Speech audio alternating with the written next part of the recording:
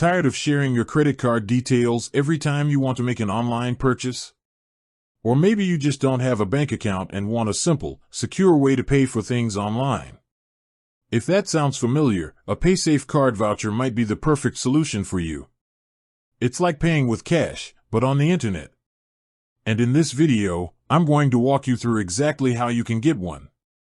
So, how do you buy a paysafe card voucher?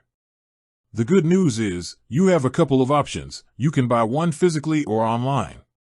Let's start with the physical option. Paysafe card vouchers are sold at tons of retail locations. Think supermarkets, convenience stores, gas stations, and kiosks. You can use the Paysafe website store locator to find the closest one to you.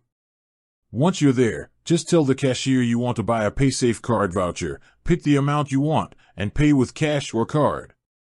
They'll print out a receipt with a 16-digit PIN. This is your voucher. Keep it safe. Now for the online method. This is super convenient and you can do it from the comfort of your home. The Paysafe card website is the most reliable place to buy from. Simply go to the site, select your country and the value of the voucher you want to purchase. You will then be prompted to choose a payment method, which can include things like a debit card or online banking.